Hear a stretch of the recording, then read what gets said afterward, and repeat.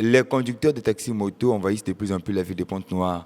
Les Ponténégalais qui autrefois se déplaçaient uniquement par véhicule bus et taxi préfèrent depuis plusieurs semaines les taxis-motos pour des raisons de rapidité et des coûts proposés par rapport à la distance. Cette habitude s'est imposée et semble favorable suite aux embouteillages, au phénomène de demi-terrain et à l'augmentation abusive des prix de transport en commun exigés par certains chauffeurs véreux.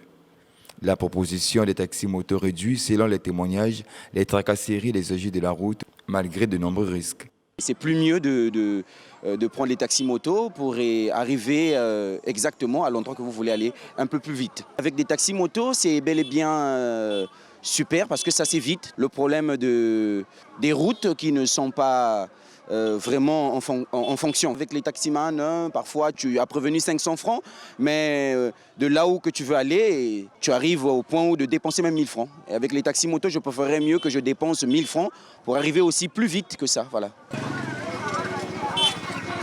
Ce phénomène de taxi-moto devient aujourd'hui une opportunité de travail pour ces jeunes afin de sortir du chômage.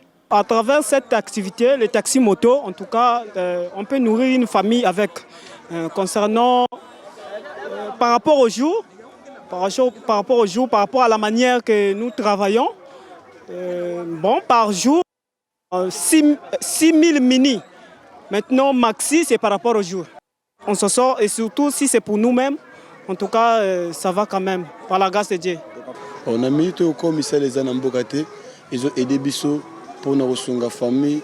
Tenant compte du manque de travail, cette activité de taxi-moto nous aide à prendre soin de nos familles, surtout en cette période festive. De plus en plus, les gens préfèrent prendre les taxis-motos à cause de la dégradation du réseau routier. Aujourd'hui, je suis capable de gérer ma famille, chose qui était impossible avant que cette activité de taxi-moto soit régularisée. Le taxi-moto devient un métier pour les jeunes.